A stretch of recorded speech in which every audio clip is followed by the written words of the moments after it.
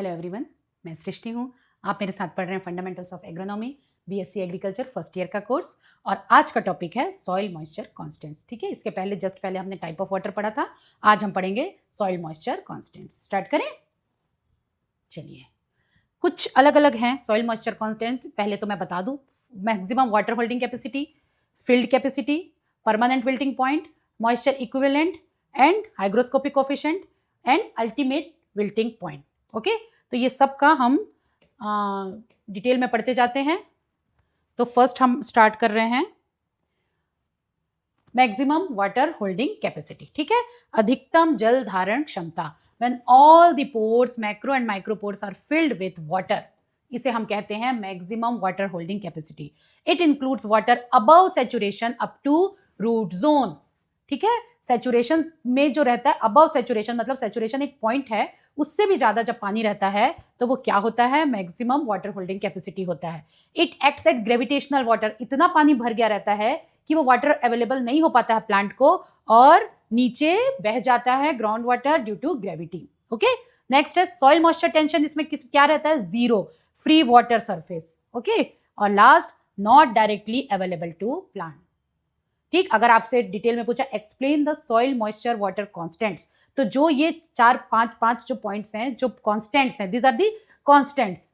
ठीक है, कांस्टेंट्स है, ये सारे का आपको थोड़ा थोड़ा डिटेल लिखना होगा। ठीक है, इसमें ये फर्स्ट कांस्टेंट्स हैं। ठीक है, तो फर्स्ट हमने क्या पढ़ा, मैक्सिमम वाटर होल्डिंग कैपेसिटी। ये कब होता है, जब माइक्रो और मैक्रो दोनों पोर्स जो है वो पानी से भर जाते हैं, अबव सैचुरेशन लेवल होता है, ये प्लांट को अवेलेबल नहीं होता है। क्यों नहीं होता, क्योंकि maximum water due to gravity नीचे बह जाता है। ठीक है, और इसका सॉइल मॉइस्चर टेंशन याद रखेंगे, जीरो। ओके, चलिए, तो ये हो गए इसके पॉइंट। ठीक है, मैक्सिमम वाटर होल्डिंग कैपेसिटी। अब नेक्स्ट कांस्टेंट के बारे में हम बात करते हैं, जो कि है फील्ड कैपेसिटी।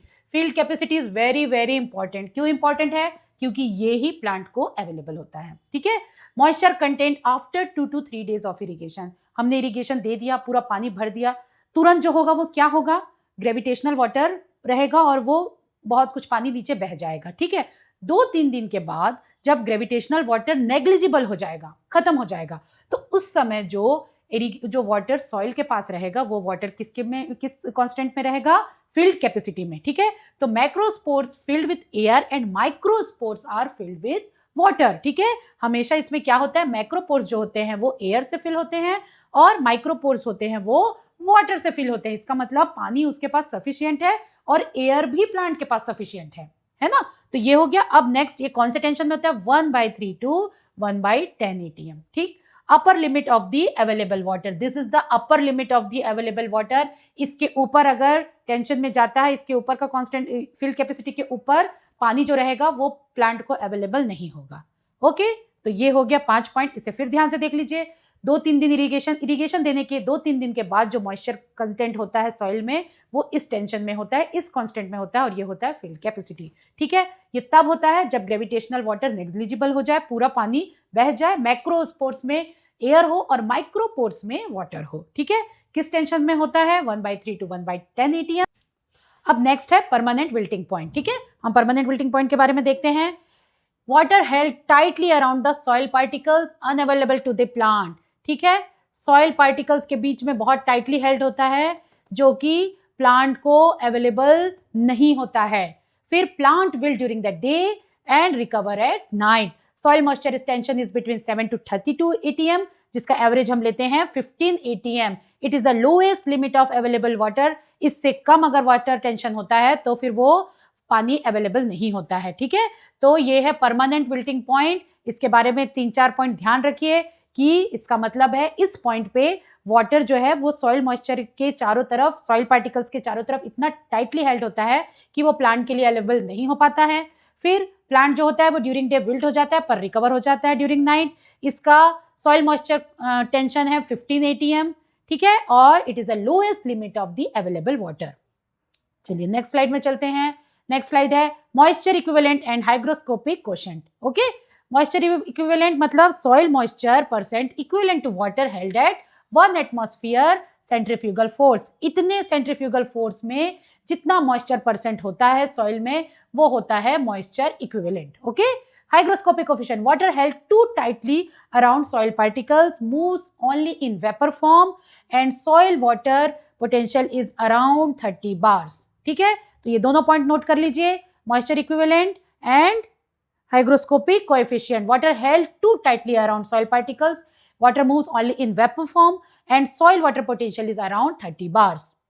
नेक्स्ट है अल्टीमेट विल्टिंग पॉइंट. ठीक है, परमानेंट विल्टिंग पॉइंट के बाद का ये कांस्टेंट है, इसको हम बोलते हैं अल्टीमेट विल्टिंग पॉइंट. इसमें क्या होता है, इसमें प्लांट जो होते हैं वो परमानेंटली डाई हो जाते हैं और कांट रिकवर. ठीक है, point at which plants can not take any moisture. ठीक है, leads to permanent death of the plant and soil point water potential is around 60 bars. Okay, तो ये 3 पॉइंट्स है. Point at which plant can not take any moisture, lead to permanent death of the plant and soil moisture is around 60 bars.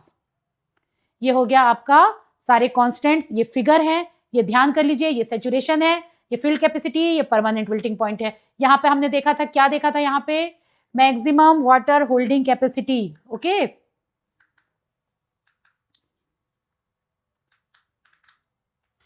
यहाँ पे हमने देखा था maximum water holding capacity. Okay, जिसमें macro और माइक्रोपोर्स दोनों जो है वो वाटर से फिल्ड होते हैं. ठीक है, ये है फील्ड कैपेसिटी, ये है परमानेंट विल्टिंग पॉइंट. ये जो वाटर है, ये वाटर ही क्या होता है, अवेलेबल वाटर होता है. This is the available water moisture. ठीक है, और ये है जो परमानेंट विल्टिंग के बाद होता है, ये this is also unavailable water, जो कि प्लांट को अवेलेबल नहीं होता है. तो ड्रॉ दिस फिगर. ठीक है, इस फिगर को याद कर लीजिए और एग्जाम में अगर सॉइल मॉइस्चर कांस्टेंट आता है आपको, तो आप इस टॉपिक को, इस फिगर को उस टॉपिक में ऐड करिए. ठीक है, अगर आपसे सॉइल वाटर रिलेशनशिप पूछता है तो भी आप उसमें सॉइल मॉइस्चर कांस्टेंट्स को ऐड कर सकते हैं और मूवमेंट ऑफ वाटर को भी उसमें ऐड कर सकते हैं. ठीक है, तो ये हो गया आपका इसका फिगर. इसमें के बाद एक टेबल बनाया है मैंने, ये टेबल याद कर लीजिए. अगर टेबल भी याद रहा तो आपका क्वेश्चन करेक्ट हो जाएगा. ठीक है, फर्स्ट है soil water holding capacity, maximum water holding capacity. ठीक है, ये है इसका moisture tension 0 atm. Condition, all pores, that is macro and micro pores, are filled with water. Is it available? No, it is not available to the plants. और इसका remark है, ये कहाँ पर होता है, सैचुरेशन पॉइंट में होता है. These are the free water. ठीक है, अब field capacity 1/3 to 1/10 atm. After drainage के बाद जो कंडीशन होती है वो होती है फील्ड कैपेसिटी, जिसमें micropores are filled with water and macropores are filled with air. Okay, it is available to the plant. Yes, upper limit of the available water. This is the upper limit of available water. ठीक है, अब next है permanent wilting point. इसका है 7 to 32 atmosphere. Average लेंगे तो हम 15 atmosphere. क्या है, मॉइस्चर टेंशन. और इसमें क्या होता है, water tightly bound to the soil and that is also unavailable to the plant and it is the lower limit of available water. It means what is the available water का limit between filled capacity to permanent wilting point. ठीक है, this is very important, कई बार पूछा जाता है. ठीक है, तो याद रखिए कि ये दोनों के बीच, इस दोनों मॉइस्चर टेंशन के बीच जो पानी होता है वही जो है वो प्लांट कैन एब्जॉर्ब.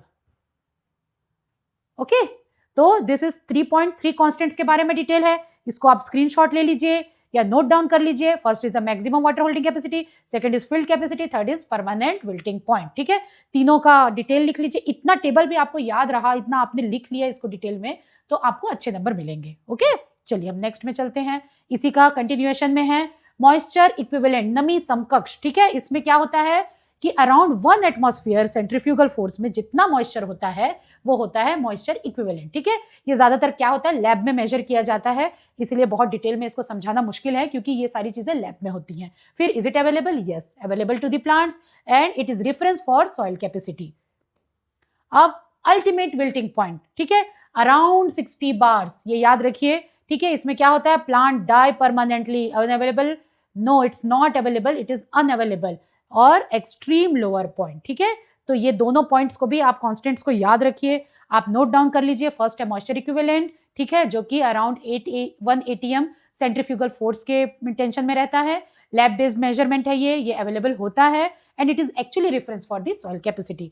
लास्ट है अल्टीमेट विल्टिंग पॉइंट, जो कि अराउंड 60 बार्स में प्रेजेंट होता है. इसमें प्लांट जो है वो परमानेंटली डाई हो जाते हैं, unavailable to the plants and it is the extreme lower limit. ठीक है, तो ये 2 पार्ट में हमने टेबल बनाया है, इस टेबल को नोट डाउन कर लीजिए, इसको ध्यान रखिए. ये हो गया आपका सॉइल मॉइस्चर कांस्टेंट। ये टॉपिक यहाँ पे खत्म होता है। अगर आपको पूछा जाता है explain the soil moisture constants, तो आपको पांचों छह सॉइल कांस्टेंट्स आपको याद होने चाहिए और सबका डिटेल, ठीक है। उसमें सबसे इंपॉर्टेंट है फील्ड कैपेसिटी। ज्यादातर फील्ड कैपेसिटी 2 मार्क्स के क्वेश्चन में भी आ सकता है, परमानेंट विल्टिंग पॉइंट 2 मार्क के क्वेश्चन में भी आ सकता है, तो दोनों का डिटेल और अच्छे से याद रखिए। पर अगर 4 मार्क्स या 6 मार्क्स में आपको सॉइल मॉइस्चर कांस्टेंट ही आ गया, तो आपको ये पूरा जितना मैंने पढ़ाया उतना आपको लिखना है। फिगर याद रखिए, फिगर करेंगे आप तो आपको इंप्रेशन आपके आंसर का बढ़ता है, आपके आंसर की वैल्यू बढ़ती है। और टेबल याद करेंगे, अगर आपने लास्ट में एक टेबल बना दिया तो भी उस टेबल का वैल्यू बहुत हो जाता है, उसमें आपको मार्क्स अच्छे मिलेंगे। ओके, तो ये हो गया soil moisture constant. Next video में फिर हम मिलते हैं और नया टॉपिक स्टार्ट करेंगे। Okay, best of luck.